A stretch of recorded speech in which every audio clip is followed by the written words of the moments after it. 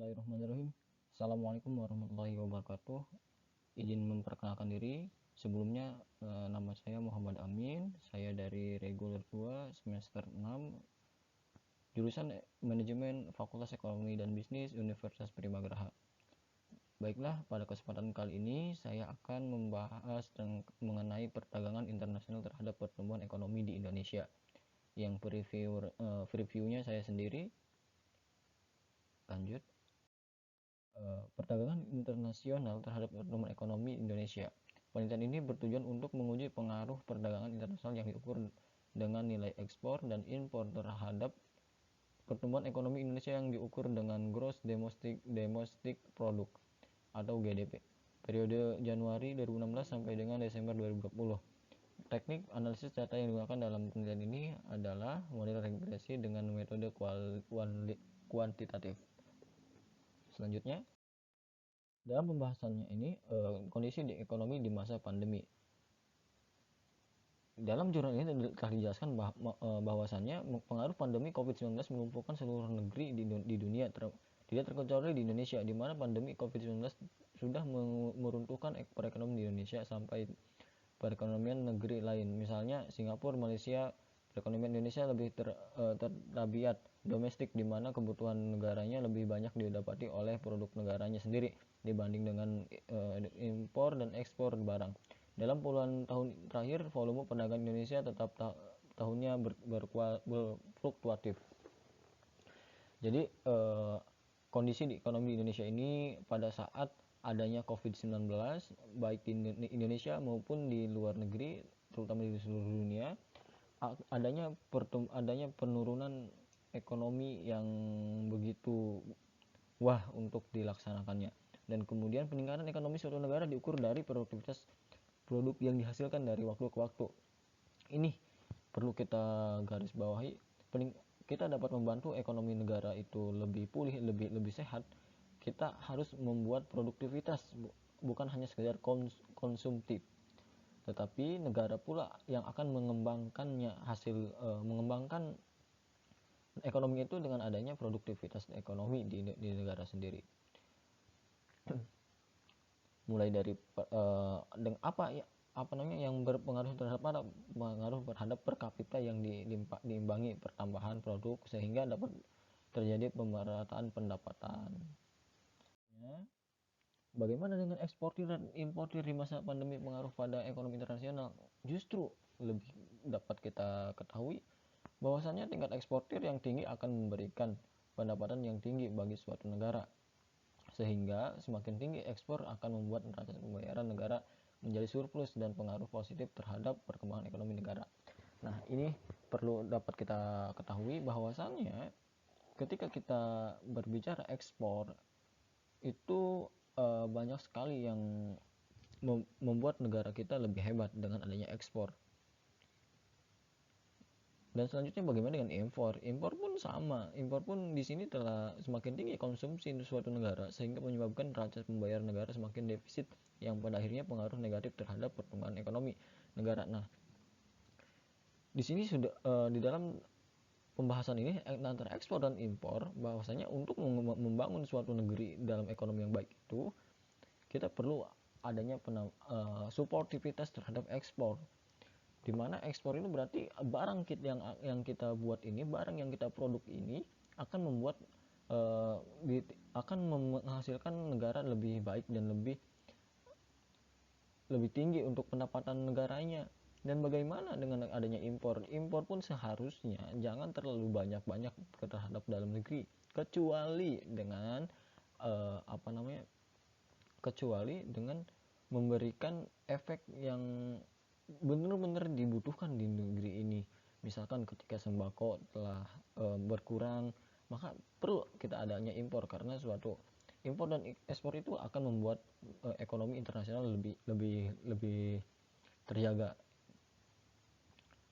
Dan kemudian transaksi ekspor dan impor akan memberikan keuntungan bagi masing-masing negara, terutama akan mendatangkan devisa negara sesuai Februari 2019 menyatakan bahwa secara simultan variabel ekspor dan impor berpengaruh terhadap pertumbuhan ekonomi. Jelas.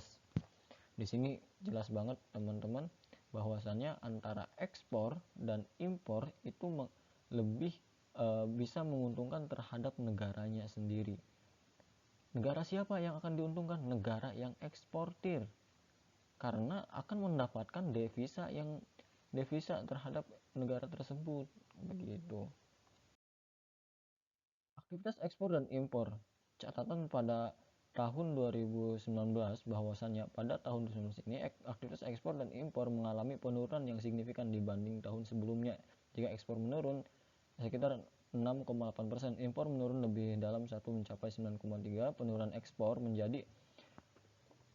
terjadi hampir semua sektor termasuk migas kecuali produk pertanian. Sementara itu nilai impor yang menurun disebabkan oleh penurunan impor barang konsumsi yang mencapai 16,8%. Teman-teman dapat kita ketahui bahwasanya di tahun 2019 ini, di tahun akhirnya itu adalah terjadinya adanya wabahnya COVID-19. Nah, COVID-19 ini berpengaruh terhadap perekonomian dunia, perekonomian internasional, di mana pada tahun 2019 akhir ini termasuk negara Indonesia pun mengalami penurunan yang signifikan. Dapat kita ketahui bersama akibat adanya wabah ini bagaimana menurut BPS. Perekonomian Indonesia tercatat pada kuartal 3 tahun 2020. Ini berarti kuartal 3 itu April, Mei, Juni. Juli, Agustus, September. Kuartal 3 ini Juli, Agustus, September. Di kuartal 3 ini BPS menyatakan bahwa mengalami penurunan sebesar 3,9%. Masya Allah. Ini benar-benar turun banget dibandingkan dengan kuartal 2 sebelumnya 5,22%. Penurunan pertumbuhan ekonomi ini dimulai dari akibat pelonggaran pembatasan berskala besar atau PSBB di sejumlah daerah. Nah, bagaimana solusinya ketika terjadinya seperti ini? Pemerintah ini pun tidak hanya diam. Ketika adanya PSBB di Indonesia ini benar-benar menurunkan pendapatan ekonomi Indonesia. Nah, pemerintah memberikan solusi untuk ekonomi bangkit. Mulai seperti apa? Pemerintah melonggarkannya, membangkitkan ekonomi Indonesia? Mulai melonggarkan antara peraturan PSBB yang mulai disebutkan new normal. Barulah investor-investor berhak kembali meningkat untuk berinvestasi di Indonesia. Mulai dari seluruh kementerian pun lagi berfokus terhadap pemulihan ekonomi nasional. Dengan adanya pemulihan ekonomi nasional, pemerintah membuat kebijakan untuk pelonggaran PSBB sehingga perekonomian tetap berjalan. Salah satu sektor yang sedang difokuskan oleh pemerintah yaitu adalah membangun produk UMKM. Produk UMKM ini salah satu senjata Indonesia untuk memunculkan bangkitnya ekonomi nasional. Karena kenapa pemerintah memberikan kebijakan ke ekonomi UMKM? Karena di Indonesia dinilai negara yang konsumtif, di mana negara konsumtif itu jarang banget untuk menghasilkan pendapatan negara. Dan kemudian pemerintah dengan adanya UMKM ini, karena kan UMKM itu adalah produk lokal. Nah, dengan adanya produk lokal ini, maka pemerintah ini jalan untuk menumbuhkan ekonomi nasional dari skala kecil. Dapat kita perhatikan bersama bahwasannya diagram ekonomi berikut ini data PDB Indonesia sebelum dan setelah terjadinya COVID-19. Nah, kita lihat bersama-sama teman-teman. Di Januari 2018 sampai April 2018 ini agak penaikan dikit, terus 2018 bulan Juli menaik, Oktober mulai menurun, Januari 2019 menurun teman-teman, terus naik lagi meroket, terjadilah penurunan kembali di bulan Januari 2020 disebabkan karena adanya PSBB yang ditetapkan oleh pemerintah. Terus sampai saat ini Juli 2020 itu naik. Nah, kemudian inilah dapat kita lihat bersama teman-teman, kenaikan ini berpengaruh terhadap peningkatan ekonomi di Indonesia terhadap nasional.